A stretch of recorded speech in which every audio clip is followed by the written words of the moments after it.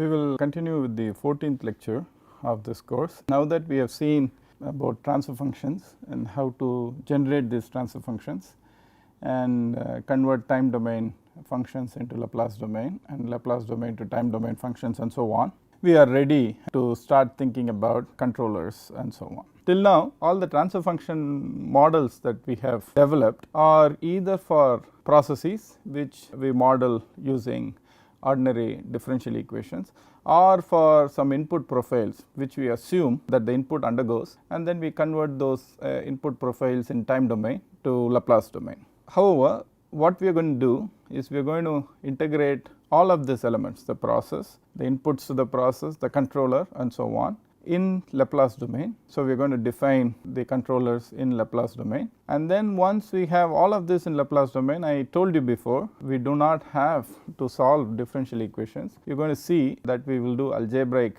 manipulations, and then we will be able to get transfer functions between the output and the inputs of interest. You would see that the input of interest in open loop is slightly different from the inputs of interest in closed loop. Nonetheless, the analysis technique pretty much remains the same. So, we are going to just do the same Gs equal to Ns over ds, and then basically use the same Laplace transformation ideas that we have been seeing till now in this course. So, the nice thing about all of this is that once you understand how to get these transfer functions, closed loop transfer functions using algebraic manipulations, then analysis of these closed loop systems, it does not need any other new concept. Whatever concept we have learned in terms of inversion using partial fractions and the initial value theorem and final value theorem are enough for us to be able to understand these closed loop systems. So, in that sense there is really no difference between closed loop and open loop, except that you have to get the correct transfer function to analyze, and the analysis procedure largely remains the same. In the last class, we also saw that there are three different types of controllers that most process industries traditionally use. These are the proportional integral and proportional integral derivative controller. So, we are going to look at how these are integrated into the closed loop transfer. So, let us start and then quickly go through the analysis principles that we have been talking about. So, till now as it stands, we know that if I have an output y, that is going to be a transfer function times u of s and a transfer function times d of s. And this we said comes about because of linearity. The effect of the input and the effect of disturbance can be linearly superposed. So, that is the reason why you have these two terms, and the way this term looks is out of this fact that when you have these linear systems, the effect of u on y would be a convolution integral between a particular function and the input. That convolution integral turns out to be a multiplication in Laplace domain. And similarly, as far as the disturbance is concerned, that will also be a convolution integral. So, from a time domain perspective, you will have one term, so convolution integral for u, convolution integral for d. Both of them will become these product forms in the Laplace domain. So, this is something that we saw. So, now if you want to analyze this y either for just servo kind of problems or problems where there is really no disturbance, but just you are going to vary u, then basically you will say d of s is 0 because there is no disturbance, u of s is whatever functional form that is. Then you will have this, and this will turn out to be a numerator by denominator transfer function. So, use the same trick that we have been learning till now to be able to get how the output looks in time domain. If you do not perturb the system, but there is a disturbance and you want to see the effect of the disturbance on the output, then you would say u of s is 0, d of s is something, then basically y of s is g d of s d of s. G d of s will be a transfer function, d of s will be a transfer function. The product will give you a numerator by denominator types, and then you can simply compute y of t. So, there is really nothing very hard here. Now, usually people get confused about what happens if there is both input variation and disturbance. It is the same thing, there is no difference at all. So, in this case u of s will be some functional form, d of s will be some functional form.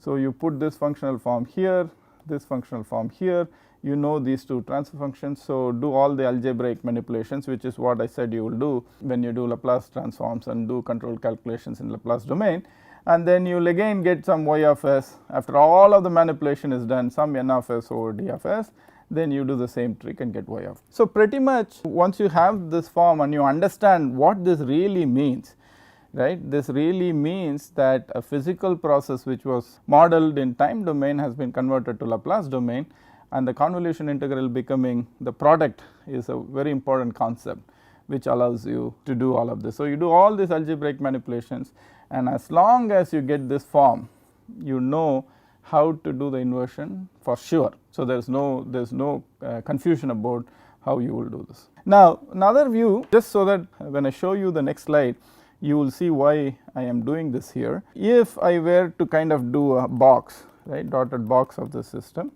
and then say okay, this is my open loop system, which is a dotted box, and then if I look at the inputs that come into the system, there is an input y, there is an input d, and there is an output y of s.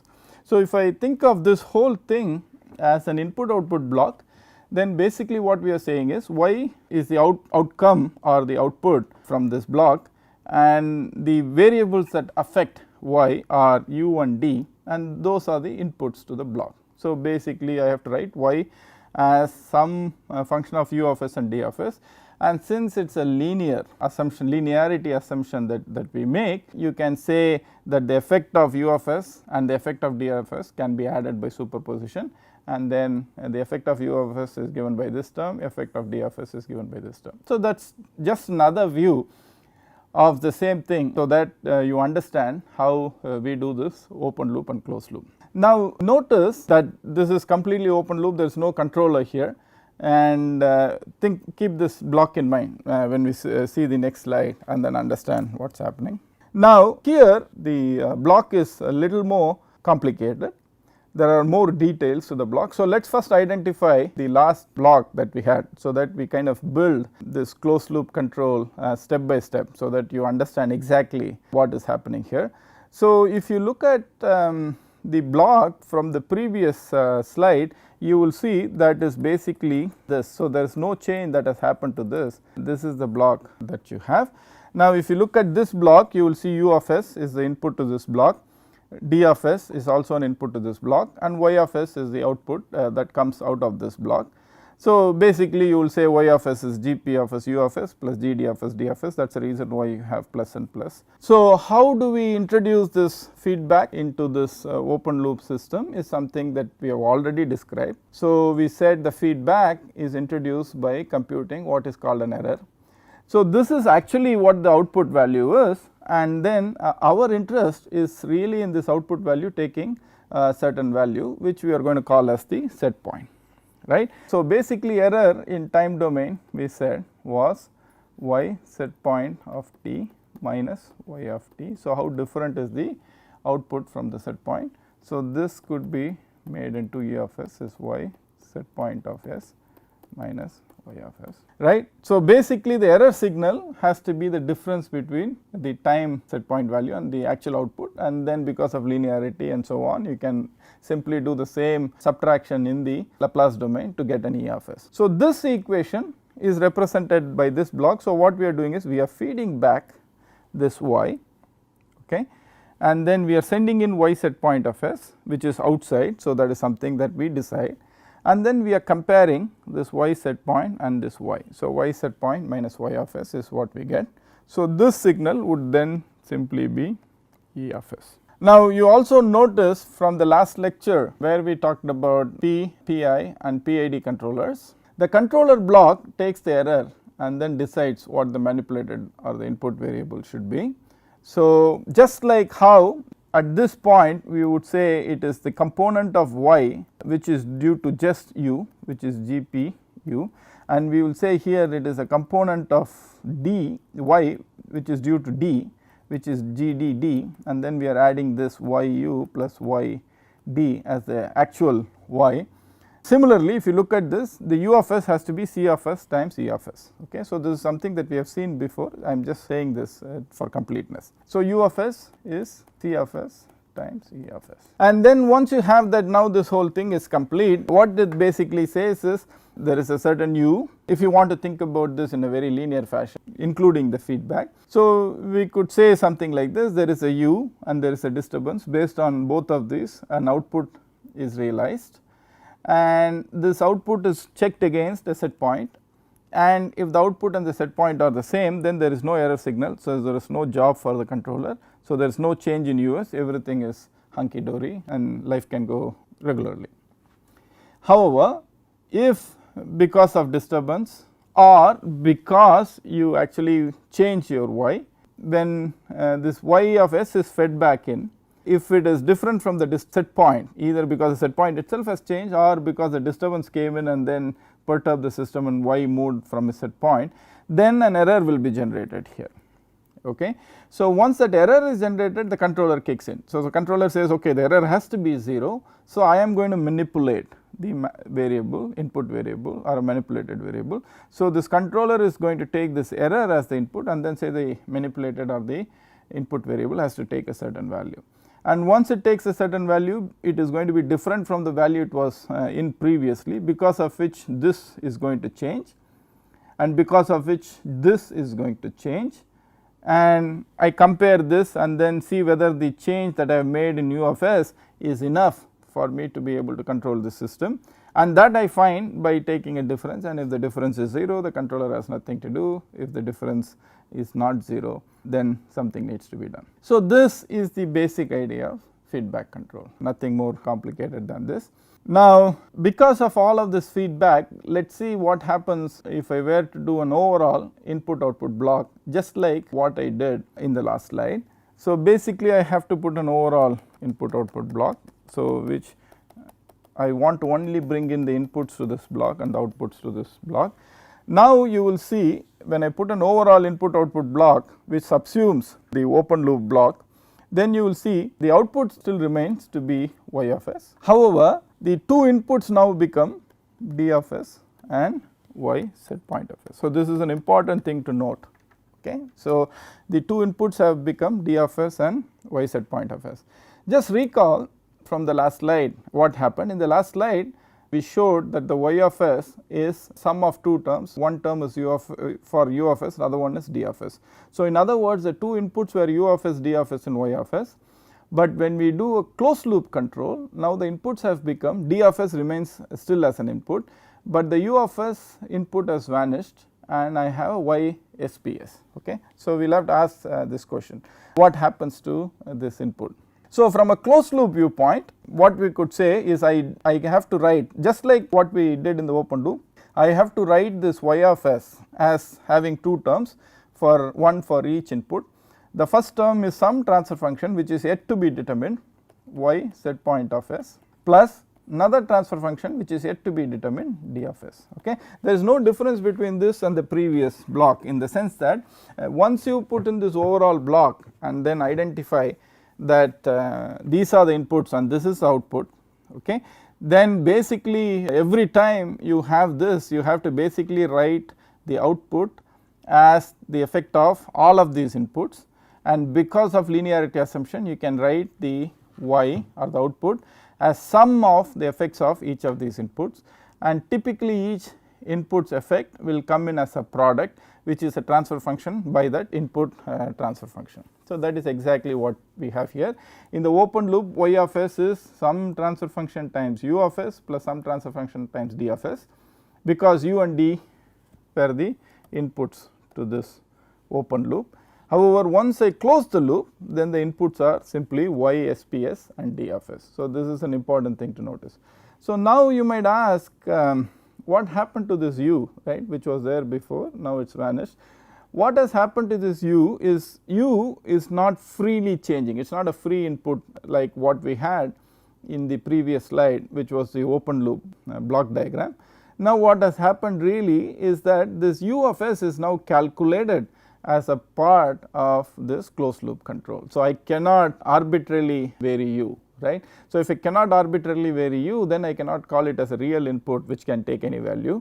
U of s is actually computed as part of this closed loop, and that is the reason why US cannot be a separate input to Y of S. So, really if you look at this, it all seems to make sense, because what can be varied without any constraint, so to speak, are the inputs, and in this case D of S, which we have anyway no control over, it is a disturbance variable, will keep varying the way it wants. So, I need to figure out the impact of D of S on Y of S, and the U of S has been replaced by Y set point of S, because what happens here is, in the previous case I could vary U of S independently, but now I have made it serve the interests of Y SP of S. So, when I give a set point value, that is what drives what U of S will be calculated as through a controller, because once I give a Y set point value that is computed and compared against Y, and then I get an error, and that error signal and the controller architecture that I have chosen already decide U of S. Okay. So, the only thing that can vary independently is Y set point of S. So, that is what is given here as these two terms, some transfer function times Y set point of S plus some transfer function times D of S. So, this is an important concept to remember. Now, we can tie up everything that we have been talking about till now through this slide. Remember, at the beginning of this course I said there are two types of control that we are interested in. One I called as servo control, another one I called as regulatory control or disturbance rejection, and you can see that here. So, in a closed loop, if I want to do servo control, then the basic idea is I am giving some set point profile, okay, which I want to follow. So, I am saying Y set point S is something and D of S is 0. So, this would mean servo control, because I am not trying to reject a disturbance, but I am trying to basically follow the set point trajectory or profile that I am interested in. So, this is servo control. Now, regulatory control or disturbance rejection control would mean that I am not trying to change the set point, that is still 0, but this disturbance occurs, and then how does my overall loop change in terms of this disturbance. This is called regulatory or disturbance rejection. So, you see how we started from some words, and then we have gone through a series of mathematical steps to be now able to write the mathematics behind the words that we had at the beginning. Now, again, very simple. If you learned how to analyze transfer functions in general, then the analysis of transfer functions of either open loop or closed loop are the same. They just follow the same procedure. There is nothing great in analyzing closed loop transfer functions over open loop transfer functions. So, if this is the case, then you will have this transfer function here. Once we determine what this block is, then Y of S will be this block times Y set point of S, which is some profile we are giving. So, we can find the Laplace transform of this. Then we will basically write that as ns over ds, do the partial fraction, do the inversion, same procedure. Now, if this is the case, if that is the case, it is again the same thing. You have D of S is a particular functional form, you have the block that you have there, and once you determine what this block is, then again Y of S is this times D of S, do the ns over ds, do the partial fractions, do the inversion. Okay. So, there is really nothing that is different that is going on here. Now, if there is both servo and disturbance rejection at the same time, there is conceptually nothing complicated. All you need to do is you give this profile exactly, you give profile for disturbance that you want to analyze, do this transfer function times this multiplication, this times this multiplication, add them up, do the algebra, get it in the ns over ds form, and once you get it in the ns over ds form, do partial fractions inversion. Okay. So, basically once we get these blocks, that is our key aim, right. Once we get these blocks, all of these are straightforward. You have all the mathematical machinery that you need to be able to understand, analyze, and so on. Okay. So, the only question that remains is how are we going to derive these blocks, and you will see that it is a very simple derivation. And the reason why it becomes very simple is because we are going to simply do algebraic manipulations, nothing else, right.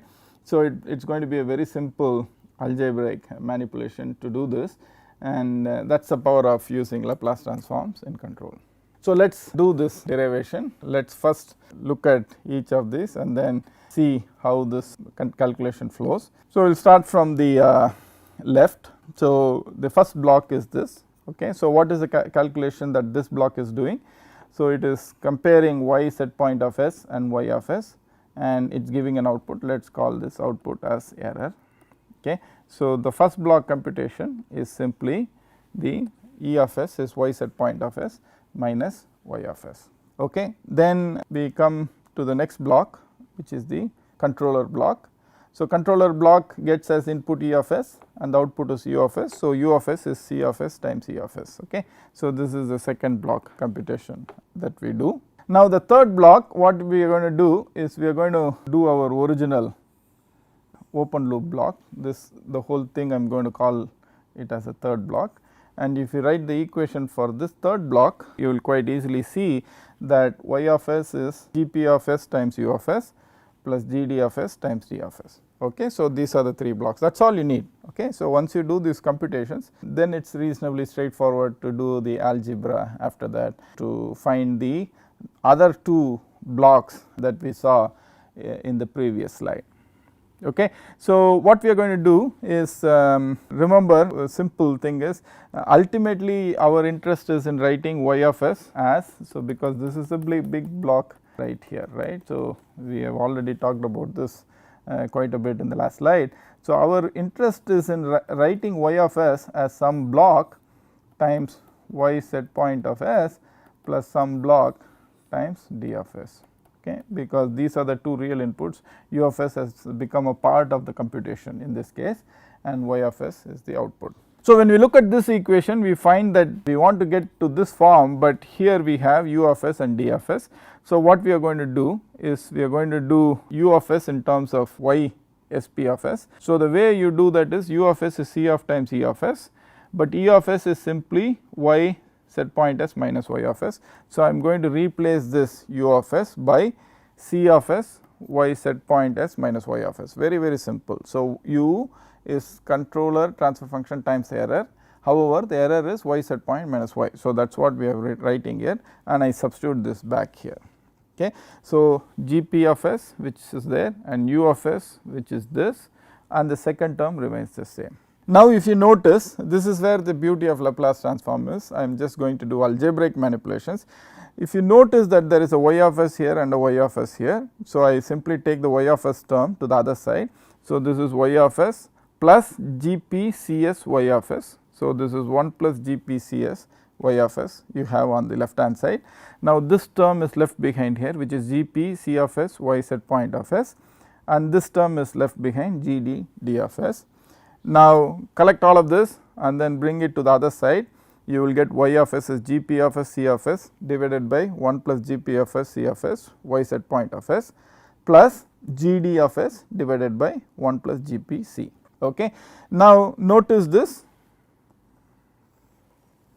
is one block here and this is the other block here. So, this is how you derive the closed loop transfer functions, very simple, right, just simple algebra that we are doing here. So, the open loop transfer function where y is a function of D of s and U of s has been converted to a closed loop transfer function where y is a function of D of s and y set point of s. Now, notice some nice interpretations that you can have. If you have, for example, disturbance that is affecting an input, so y of s is Gp u plus this I am writing in open loop. Okay. Now, if I want to control the effect of this disturbance, right, or control or change the way y behaves to this disturbance, I have no control here, right, because this I have no control over, and Gd of s is a transfer function which is actually defined by the process itself, right. So, I have really no control over what I can do here. However, what we really are interested in is somehow reducing the effect of the disturbance on the output. Okay. So, if I want to reduce the disturbance effect of the disturbance on the output, somehow I have to modify this transfer function that affects my output. There are really only two ways of doing it. One is actually you go and redesign your process and then say I am going to add something here, I am going to add some active element, passive element, whatever that is, and then you say the new process I model, and when I model that new process, then I get a new G of D, and then I can see whether this G of D is better in terms of how the output reacts to disturbances. So, that is one way of doing it, that is actually redesigning the process so that it is inherently more controllable and so on. Feedback control takes a slightly different approach. What it says is I am going to feedback the error and then I am going to manipulate something. So, I am going to add again it is equivalent to redesign, I am adding some other elements to the process, but the element that I am adding is the feedback control. And once I add this feedback control, now I want to see when I see the effect of this disturbance on the output in closed loop, is there some leverage for me, is there something that I can change so that I can shape or modify this GD of S. And if you notice, by doing feedback, you look at this equation now, very interesting, y of S, the effect of the disturbance on y in closed loop is different from the effect of disturbance on y in the open loop. Here I had no control, here now I have introduced this C of S. Okay. Notice I cannot still do anything with GP of S because GP of S is process related, I cannot change it by control. However, this is completely something that I can give any value for, okay, because this is something I am going to define, right. So, since I am going to define this, now I have got a hook onto the transfer function which says how the disturbance is going to affect the y. So, since I have a hook on the transfer function, now I can do whatever I want to see how much I can minimize the effect of the disturbance on the output. So, that is the critical idea, key idea of feedback control. Okay. Similarly, if I want to control or have an effect on how the set point changes here. So, there is no equivalent here, okay, it is because there is no set point here at all. But when I talk about closed loop transfer function, basically what this says, I can manipulate or shape or modify this transfer function, then I can actually have some control over how y varies as a function of set point. Okay. So, I assume that this notion is clear and how a very simple idea of feedback control allows us to have a hook on both the effect of y set point on y and d on y and how we can shape or modify these. Now, just one last concept for this slide so that we understand the whole idea before getting buried into the calculations. I just want to make sure that the major thematic ideas are clear right at this point. Now, if you notice and then say, okay, let me understand what is the ideal transfer functions that I would like to have for each of these blocks. Okay. So, forget all of this Laplace domain, forget all this transfer function and so on, just say that I have this block and this block here, what is the best value for this block. Okay. It is a time function, it is in Laplace domain, all of that is true, but just conceptually for us to understand, we will say just pick a number and then say what number would be good for this block. Now, first let us look at disturbance. So, what is the idea of disturbance rejection? What we want to say is, if I am at my set point value and nothing else has changed, okay, I am not deliberately changing the set point. If there is a disturbance that occurs, then basically what I want to say is my y should not change, okay, y should be at its steady value, right. And since I have written y already in the deviation variable form, it is already at its steady state. So, what we really want is whenever there is a disturbance that affects the process, okay, I do not want my y to change at all and the steady state value of y is 0 because we have written it in deviation variable form, which we discussed right at the beginning. So, if that is the case, then what you want is this block should have value as close to 0 as possible, because if it is 0, irrespective of whatever happens to d of s, y of s will be 0. That means it is at its steady state at all times. Okay. So, this is the best value for this transfer function. Now, if you make similar arguments for the other block, then you will say, look, what is the idea of control itself? The idea of control is y should be equal to y set point, right. So, that is the idea of control. Set point is a desire for us that the output should follow. So, if y should be equal to y set point, then the ideal value for this is 1. So, in fact, if I can design a system where this is always 1, this is always 0, that is a perfect system, because the minute I give you a set point change, y immediately becomes set point value, irrespective of whatever disturbance that is there. Okay. So, this is the ideal case, but in reality you never get this. So, just to project back, because we are going to use this in stability and when we do tuning of controllers, to project this back, if we look at this and then say I have no control over GP in the first block, and similarly I have no control over GD and GP in the first block. So, if I just think of these as numbers, okay, and say what would give me really good control, then basically we will say if C of s is very large, okay, then GP C of s divided by 1 plus GP C of s will be close to 1. So, large C of s, okay, which is kind of large gain control in simple terms, and as a first idea you will understand that as I keep making CSK larger and larger and larger, I will get better and better servo response. Okay. So, remember the last lecture we talked about a proportional controller. The form of the proportional controller was simply K. Supposing I were to just put K here and I keep making K become larger and larger, as K tends to, let us say, very large value, this divided by this will be very close to 1. Okay. So, from a proportional controller viewpoint, larger and larger gains give you better and better results, just purely from the simple analysis. Let us see whether that has something, that is something which is consistent with what we want for the second block, or is there a trade off, it is inconsistent with what we want for the second block, is something that we can see. So, it could happen that larger K makes this 1, whereas larger K takes this away from 0, it is possible, but let us just check what happens here. Now, when I come here, if I make this K larger and larger here, luckily for me that this also becomes smaller and smaller, because this is fixed, and I am starting to divide by a larger and larger number in the denominator. So, this will go close to 0. So, looks like if just think about a proportional gain, as long as I keep increasing the gain, it looks like it will serve both my servo ambitions and my regulatory control ambitions, which is a nice thing. If there were a trade off, then I had to really worry about that also, but right now it simply says the performance keeps increasing as I keep increasing the gain. Clearly you will not increase the gain arbitrarily. There are several reasons why you would not do that. Number one, it might it may lead to physically unrealistic expectations for control moves in terms of the change that I can effect in an input variable or a manipulated variable, or a rate of change that I can effect in an input or a manipulated variable. That is really a physical constraint and that cannot be violated. So, that is one thing that can limit. The other one, which is more subtle and inherent to the way these systems work, is that at some point you will see that you can make your system unstable.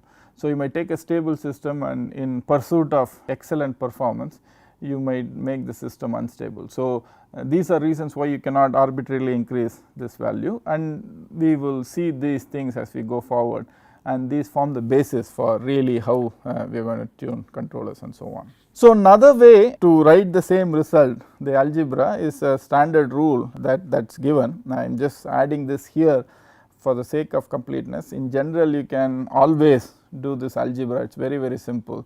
You can, whenever you are in doubt, you do not have to follow any of these rules, you simply do the algebra and you will get your result.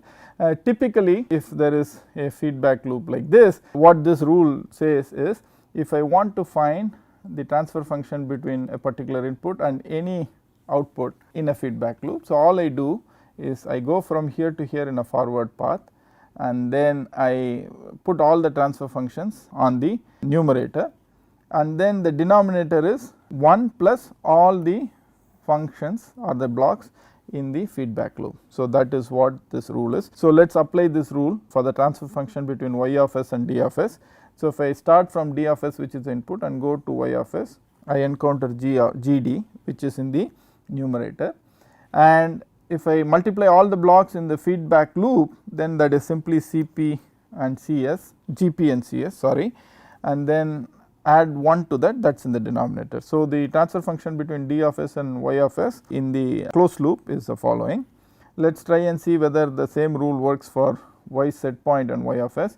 So, if I go from y set point to y of s, I encounter two transfer functions Gp of s and C of s, that is in the numerator, and the denominator is the same as this, okay, and you see that this is consistent with what we have seen before. Okay. Now, you can flesh this out a little more. So, instead of just having C and GP, so this is also something that is seen in control textbooks. So, I am just mentioning this for the sake of completeness. Typically, you might say this is actually a process transfer function, but if we go forward with these lectures, you will see that control is always effected using control valves, and you cannot assume the control valves act instantaneously. That is, you cannot assume the control valve transfer function is basically 1. So, you might explicitly say this is the valve transfer function. So, basically what it says is there is an error that comes out. The computation that is done from the controller goes to the valve, and the valve has to move before the manipulated variable value changes. So, that effect is brought by this transfer function. And on the flip side, you might have some measurement, so which will be measured by some device. So, let us say it is temperature. I am just saying I give you set point and temperature minus temperature set point.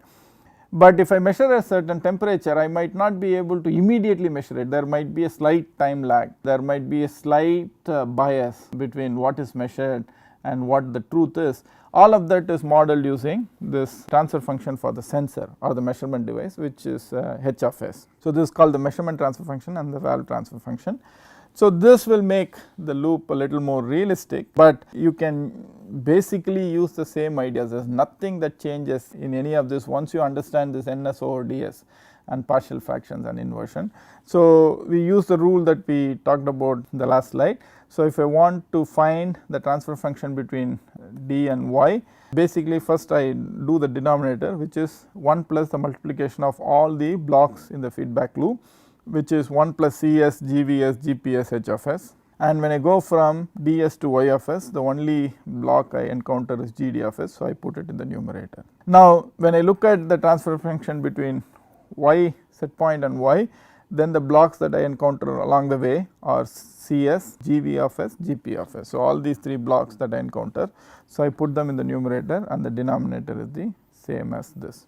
Okay. So, this is a very simple idea of doing the same thing when you have more blocks. You do not have to particularly worry about any of this create any unnecessary problems. Okay. Now, once you have this, once you have all of these transfer functions, then you can do the same thing. If you want to just study the effect of disturbance and disturbance rejection, just set y set point s is 0, and then whatever disturbance profile you want to study the effect for, then simply use that d of s, and then you will get the ns over ds formula.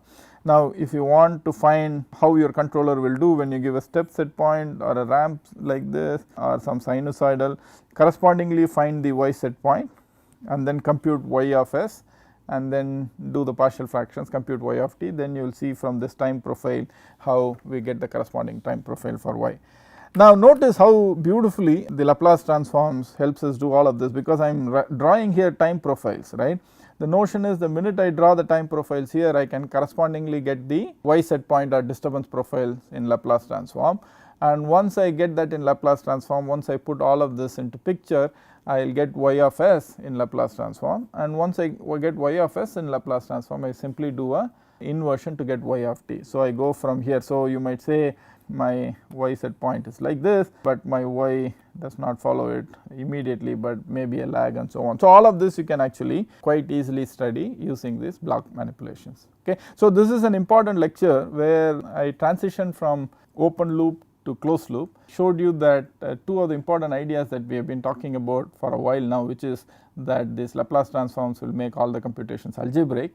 I show you how that works, and then once I show you how that works, then that leads to this derivation of these transfer functions in closed loop, which is given by that simple rule. If you want to follow that, multiplication of all the blocks between the 2 input and the output divided by 1 plus multiplication of all the blocks in the feedback loop. You can use that, or you can simply rederive these cases quite easily by simple algebraic equations and get your output of interest in terms of the real inputs that affect the output. And once you do that, then it is standard, find the transfer function and then simply invert it. Okay. So, now that we have set the stage for how to analyze closed loop transfer functions, in the next lecture I will actually take PI controllers and their forms and put that into these blocks, take a particular transfer function and then see how all of this comes together, and that will also help me explain to you what are the advantages and disadvantages of P controller and what are the advantages and disadvantages of PI controller and PID controller. Okay, so, once we do that, then we will have a very good intuitive idea of how all of this is done, the advantages and disadvantages of these controllers. Then we can go on to actually how do I tune these controllers, so that I get performance that I desire. Okay, I will see you in the next lecture. Thank you.